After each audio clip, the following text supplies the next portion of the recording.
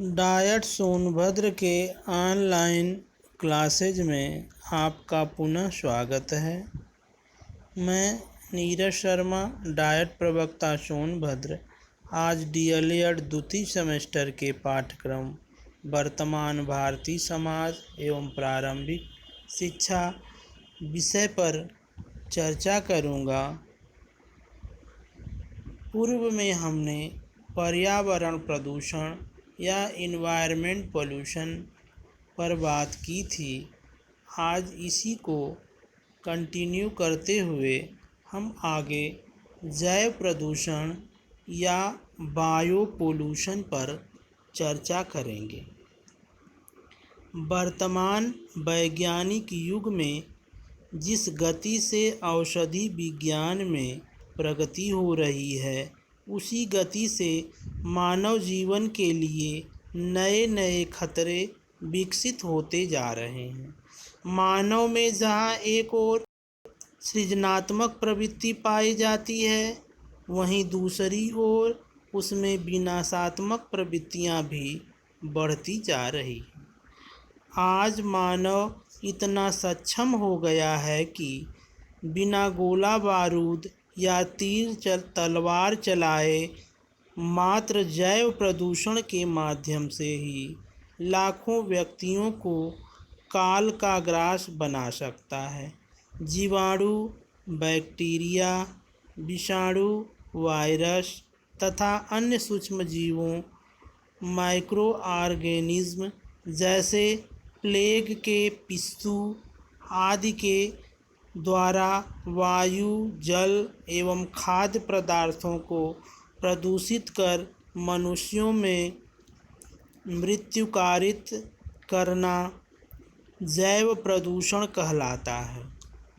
वर्तमान में इस जैव प्रदूषण को जैव हथियार के रूप में प्रयोग किया जाने लगा है। अक्टूबर 2001 में संयुक्त राज्य अमेरिका के समाचार पत्र सन के फोटो संपादक बॉब स्टीवेंस की एंथ्रेक्स नामक रोग से हुई मृत्यु ने जैव प्रदूषण को जैव आतंक का स्तर प्रदान कर दिया।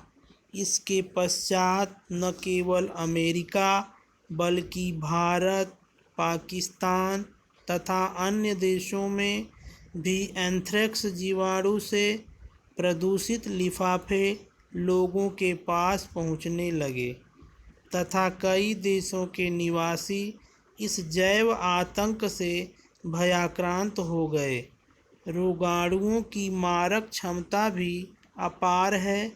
ये परमाणु बम से भी अधिक प्राणघातक हैं। इसलिए जैव हथियार के रूप में भी इसका प्रयोग किया जाने लगा है। एक अध्ययन के अनुसार 100 किलोग्राम एंथ्रेक्स के जीवाणु 10 से 30 लाख लोगों को मार सकते हैं। यदि स्थितियां जीवाणुओं के लिए अनुकूल हों तो, जबकि 1 मेगाटन का परमाणु बम केवल 7.5 लाख से 19 लाख लोगों को ही मार सकता है। जैव प्रदूषण के कारण जिम्बाब्वे सन 1979 से 1985 तक 10,000 मनुष्य काल करवित हो गए थे। जैव प्रदूषण के कारण काजेज ऑफ बायो पोल्यूशन। जैव प्रदूषण का प्रमुख कारण जीवाणुओं, विषाणुओं तथा अन्य सूक्ष्म जीवाणुओं की उत्पत्ति है। ये जीवाणु एवं विषाणु मृदा, जल और वायु सभी स्थानों पर होते हैं।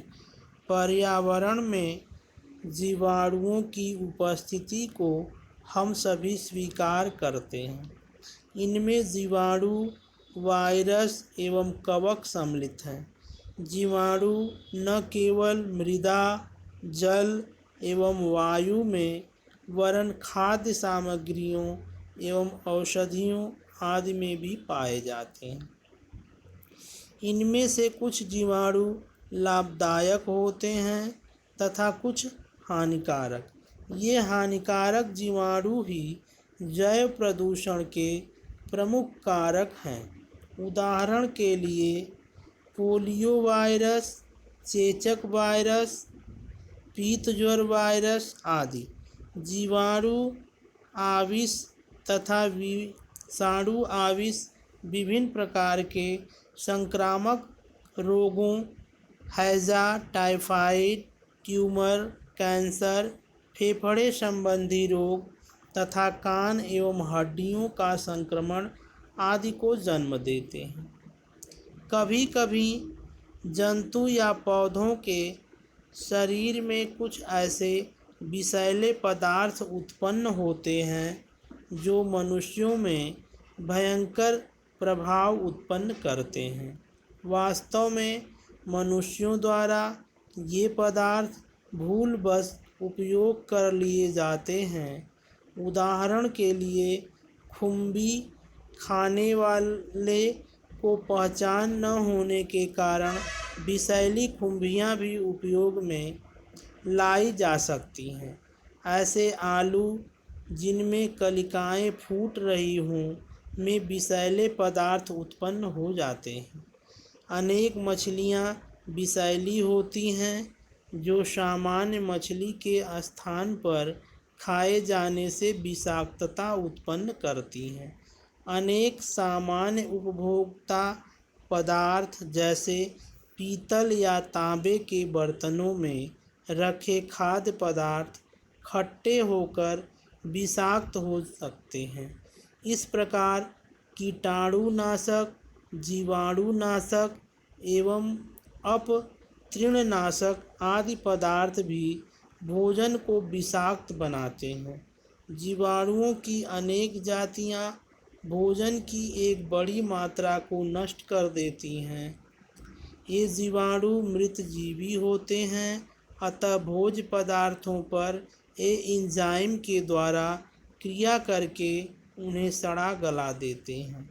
दूध का खट्टा होना तथा अनेक खाद्य पदार्थों का सड़ना अधिकांशतः जीवाणुओं के द्वारा ही होता है। अनेक मृत जीवी कवक भोज्य पदार्थों पर उगते हैं तथा उन्हें खराब करने के साथ साथ विषैले पदार्थ उत्पन्न करते हैं जो अनेक प्रकार के रोगों को जन्म देते हैं। जैव प्रदूषण के प्रभाव, effects of bio pollution.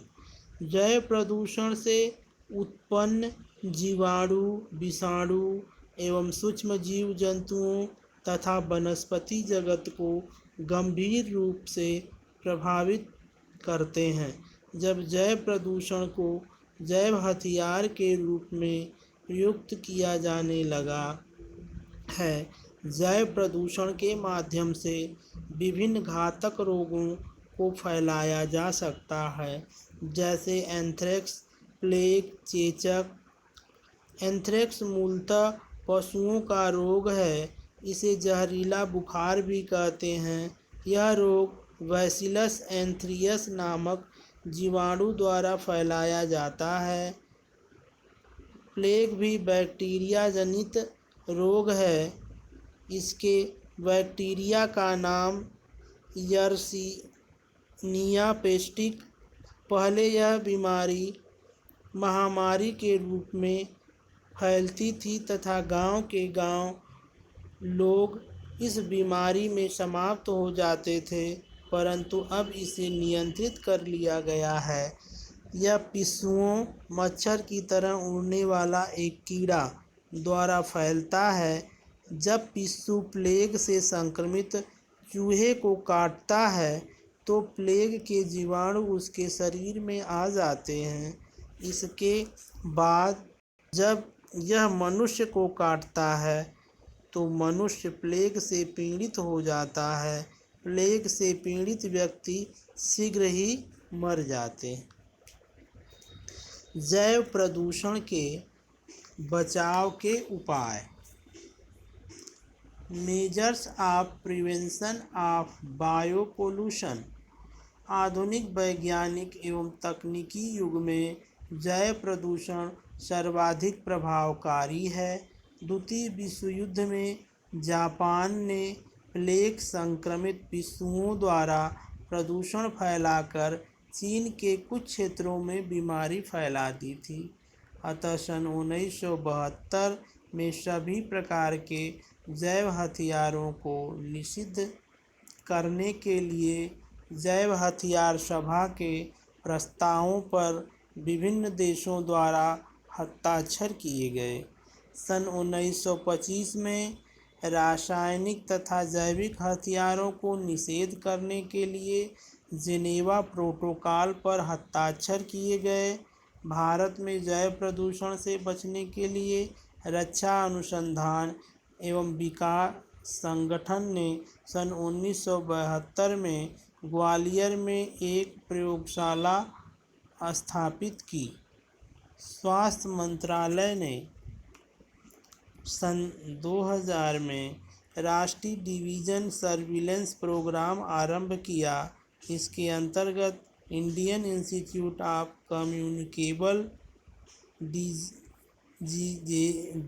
Diseases का चौकसी प्रोग्राम कार्य कर रहा है। रक्षा अनुसंधान एवं विकास संगठन द्वारा एक ऐसा फिल्टर तैयार किया गया है जो सेना के सभी जवानों को सभी प्रकार के जैविक एवं रासायनिक आक्रमणों से सुरक्षित रखता है।